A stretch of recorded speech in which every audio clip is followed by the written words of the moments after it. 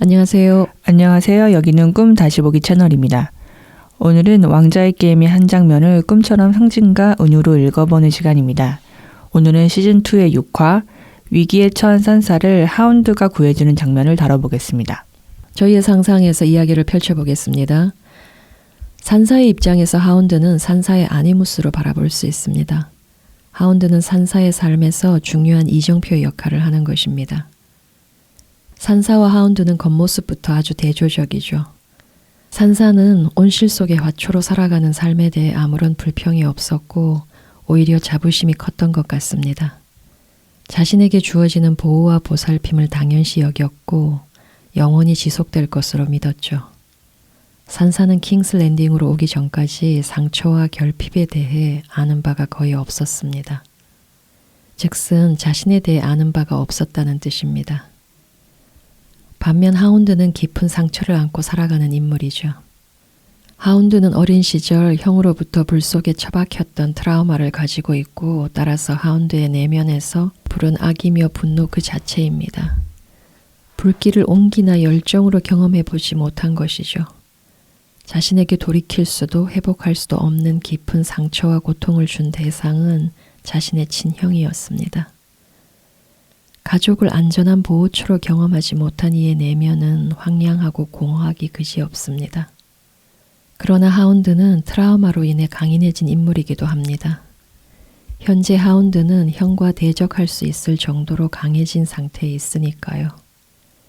다른 한편 거칠고 투박한 겉모습에다 누구도 반기지 않는 태도와는 달리 그의 내면에는 온기가 자리하고 있는 것 같지만 드러나지 않고 있습니다. 하운드가 비정한 현실에 대해 아무런 환상이 없었고 살아남는 것으로 만족하는 인물이라면 산사는 그의 아니마로서 그의 다른 자질을 깨워내는 역할을 하는 것 같습니다. 하운드의 내면에 깊이 묻혀있는 순수하고 보드라운 성정, 삶에 대한 기대와 이상, 포부와 가능성에 터치되도록 영감을 주는 역할을 하는 것 같거든요. 하운드는 기사가 되는 명예를 거부한 인물입니다. 그는 기사의 의무와 서약, 기사도 정신의 냉소적 비웃음으로 일관하고 있습니다. 하운드에게 있어서 삶이란 엄혹하고 무정한 곳에서 살아남아야 하는 것 그뿐입니다. 그는 어디에도 의미 부여를 하지 않습니다. 그런데 황량하고 메마른 하운드의 내면에 산사가 등장한 것입니다. 산사는 하운드의 내면에서 기사도 정신을 깨워내고 있습니다. 산사의 입장으로 돌아오면 하운드는 산사의 내면에서 생존을 위협하는 순진함을 걷어내도록 역할을 하고 있습니다. 산사는 기사에 대한 엄청난 환상을 키워온 인물이죠. 산사가 그려온 멋진 왕자님과 멋진 기사에 부합하는 인물은 조프리 그리고 부유한 영주의 아들이자 기사인 로라스였습니다. 산사는 장밋빛 꿈에 부풀어 칠왕국의 수도 킹스 랜딩으로 왔고 그곳에서 아버지의 목이 날아갔습니다. 산사의 삶은 바닥으로 추락합니다. 킹스 랜딩의 무수한 기사들은 산사의 생존에 아무런 관심을 보여주지 않았죠. 약자와 여성을 보호해 줄 것으로 철석같이 믿었던 그들은 산사에게 폭력을 가할 뿐이었습니다. 산사를 위험으로부터 구해내거나 도움의 손길을 내민 이들은 난쟁이 티리온 라니스터, 술주정뱅이 돈토스경, 그리고 하운드였습니다. 이들은 멋진 기사의 모습에서 거리가 멀었죠. 세상은 이들을 부족한 이들로 규정합니다. 그런데 그 부족한 이들의 도움으로 산사의 목숨이 붙어 있는 것입니다. 산사는 서서히 삶의 모순과 그로 인한 비애감, 하지만 새로운 형태의 희망을 경험하는 중에 있습니다. 다시 산사와 하운드의 장면으로 돌아오면 무력하게 누워있는 산사에게 손을 내밀고 그녀를 일으켜 세우는 하운드. 우리의 꿈이라면 산사가 일어나는 그 순간에 주목해야 합니다. 그리고 산사가 무엇으로부터 일어나고 있는지에 대해 상상을 펼쳐보는 노력을 해야 합니다. 산사는 자신이 고수해온 헛된 환상들, 순진한 착각을 떨쳐내며 일어서는 것입니다. 산사를 구해준 이는 상처와 결핍 속에서 자신을 다지고 단련시켜온 하운드였습니다. 하운드는 산사의 삶에서 중요한 이정표가 됩니다. 하운드가 상처와 결핍 속에서 깨치고 배웠듯이 산사도 이제 막 그 여정에 오른 것입니다. 겁에 질린 채 무력한 처지에 있는 산사가 배워야 할 것들은 하운드가 살아낸 삶 그 자체라 할 수 있습니다. 하운드는 상처와 결핍, 증오를 자신의 양분으로 삼았고 살아남았습니다. 산사도 이제 그 영역들에 발을 내딛어야 합니다. 하운드의 성정을 살아낸다는 것은 한 차원, 증오를 양분으로 삼아서 살아남아야 한다는 뜻입니다. 산사에게 주어진 과제라 할 수 있죠. 하운드는 형 산더미에 대한 증오로 동기부여가 되었고 출중한 검술 실력을 갖출 수 있었습니다. 이처럼 경험이라는 대가를 치르고 터득하는 것만이 든든한 자산이 되는 것입니다. 산사도 상처와 결핍, 증오 같은 감정의 소용돌이 속에서 자신을 알아가야 하는 과제를 떠안고 있습니다. 그 속에서 철저하게 강해져야 하는 것이죠. 스님도 첨언하고 싶은 내용이 있을 것 같은데. 왜 산사가 조풀이와 결혼을 해서 어떤 왕비가 되고 왕자와 공주를 낳고 그 안에서 정말 행복하게 사는 그런 것처럼 나도 어떤 노력을 해서 뭐 어떤 대학을 가고 직장을 갖고 그 울타리 안에 들어가면 어느 정도 대우도 받고 사회에서 일정한 힘을 갖고 살아가는 그런 삶을 되게 당연하게 꿈꿨거든요. 현실이 그렇게 흘러가지는 않고 내가 실제로 하는 경험은 이 드라마의 장면이 굉장히 과격하긴 하지만 제가 실제로 일상에서 하는 경험도 비슷한 것 같아요. 그냥 내가 가만히 온순하게만 있으면 내 영역은 계속 끊임없이 침범당하고 내가 갖고 싶었던 것은 갖지 못하고 그런 경험들을 하거든요. 그럴 때마다 막 되게 아찔해요. 막 몸몸이 막 부서지는 것 같은 그런 느낌이 들어요. 매일 이제 제가 하는 경험이 사람들이 와서 이렇게 흥정을 하고 막 그렇게 제가 물건을 팔고 이럴 때의 제 느낌이 내가 너무 약해서 내 거를 막 뜯어가는 것 같고 막 이런 느낌을 가질 때가 되게 많거든요. 그러면 나는 그 순간에 최대한 어떻게 뭐 말을 어떻게 한다든지 설득을 한다든지 선을 긋고 저항을 한다든지 이런 식으로 해서 이제 한 사람 한 사람을 대해 나가는 게 되게 힘들어요. 되게 힘들고 내가 매일매일 이런 것을 경험해야 된다고 생각하면 되게 아찔하고 막 도망가고 싶고 막 이렇거든요. 아까 그 로라스 얘기하면서는 그런 게 되게 떠올랐어요. 나는 되게 뭐 이렇게 악다구니를 쓰거나 뭐 그러지 않고 되게 편안하게 뭔가를 하고 싶었는데 나는 매 순간순간 내가 그동안 쓰지 않았던 에너지를 엄청 써야 그나마 조금씩이라도 지켜가는 거예요. 내가 원하는 것을. 그게 너무 버겁게 느껴지는데 근데 하운드 같은 아니무스를 만약에 받아들여야 된다면 끝없이 그런 식으로 그런 일상을 반복해서 조금씩 강해져야 한다는 그 현실을 내가 받아들여야 된다는 것 같더라고요.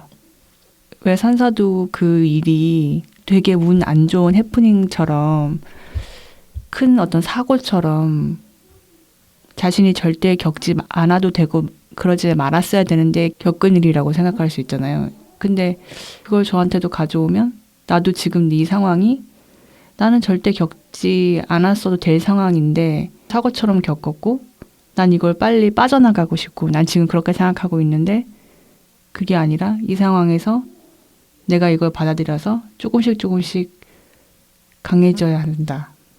이걸 받아들여야 되는 건가? 그런 생각이 드네요. 하운드 역시 한때는 형과의 관계에서 힘없고 무력한 약자였습니다. 다시는 그 경험을 반복하고 싶지 않았을 겁니다. 그래서 독하고 강인해지기로 결심한 거죠. 현재 산사는 비참할 정도로 약자의 자리로 내몰린 상태에 있습니다. 바람 앞에 촛불, 파리 목숨의 신세로 하루하루를 살아가고 있습니다. 그러나 감내하고 견디면서 살아남는 중에 있다면 이미 강해지고 있는 것이기도 합니다. 그 힘을 믿으면서 또 자신의 부족함을 깨우치고 나아갈 수 있을 때 보다 덜 좌절할 수 있겠죠. 산사와 하운드의 만남은 그런 의미를 가지게 되는 겁니다. 산사는 하운드를 통해 강인해지는 법을 배우고 있습니다. 온갖 수모와 모욕감을 감내하고 비참함을 견디면서도 버티는 중이니까요. 하운드는 스스로 강할 뿐 세상과 사람들에 대한 기대가 없거나 절대로 외부에 드러내지 않습니다.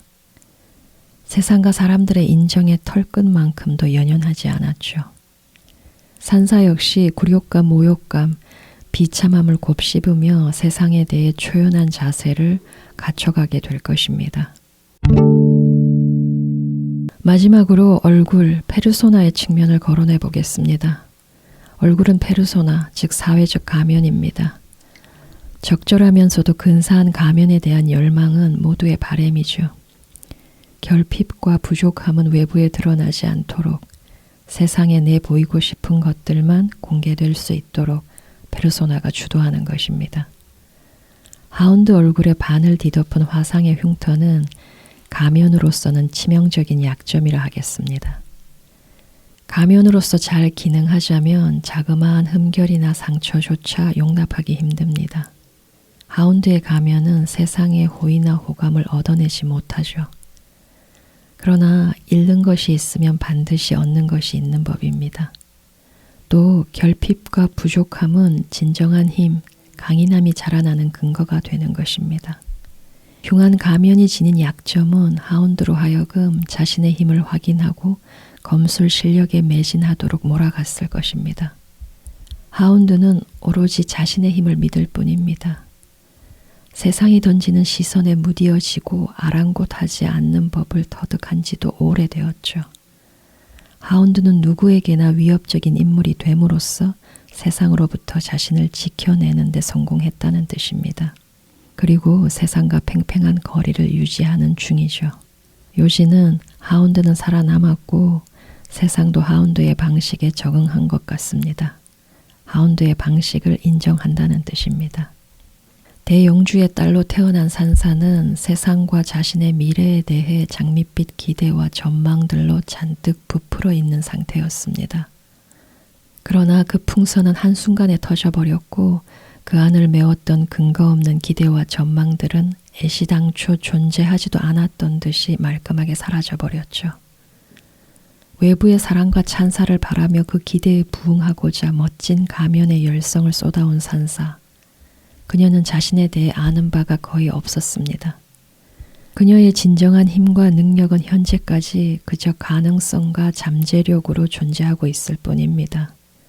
자신에게 무엇이 부족하고 자신이 무엇에 무지한 상태였는지를 처절하고 고통스럽게 경험하면서 배우고 있을 따름입니다. 자신의 진정한 욕구와 힘을 확인하지 못하는 이상 가면이 지니는 힘 역시도 보잘것없이 미약하다는 사실을 산사는 알지 못했죠. 이제 산사는 하운드라는 이정표를 따라감으로써 산사 자신의 방식으로 강해질 것입니다. 강한 자가 살아남는 것이 아니라 살아남는 것이 강한 자임을 스스로 입증하게 될 것입니다. 그 여정에 산사가 있는 것이죠. 산사가 진짜 어려운 일을 많이 겪으면서 자기가 기존에 쓰고 있던 그런 공주, 그런 페르소나가 아무런 이제 힘이 없다는 거를 알고 난 뒤에 나중에 그 검은 드레스를 입은 좀 더 강하고 그 리틀핑거와도 손잡을 수 있는 어떤 새로운 페르소나를 쓰잖아요. 근데 저도 그런 페르소나를 쓰고 싶거든요. 선의를 가진 누군가가 나의 착하고 온순한 걸 알아봐줘서 나를 도와주고 이런 거를 되게 꿈꿨던 것 같아요. 근데 그런 거는 없고 내가 나를 지켜야 될 때 새로운 페르소나를 써야 된다고 생각이 드는데 그랬을 때 내가 그런 페르소나를 쓰면 누가 나를 미워하면 어떡하지? 기존에 줬던 친절마저 내가 못 가지면 어떡하지? 그런 두려움이 너무 강한 것 같아요. 왜 하운드가 산사한테 리틀버드라고 했던가요? 근데 제가 그렇게 내가 미움받을까봐 두려워하는 모습이 진짜 물에 빠진 새가 벌벌벌벌 떠는 것처럼 제가 그렇게 될 때가 되게 많거든요. 그럴 때 스스로 되게 괴로워요. 그걸 어떻게 좀 넘어설 수 없나? 그걸 넘어서서 조금씩 나아가는 게 강해지는 것 같은데 이제 그런 부분이 많이 고민이 되죠. 네, 오늘 이야기는 여기서 마치고요. 다음 시간에 다른 장면으로 찾아오겠습니다.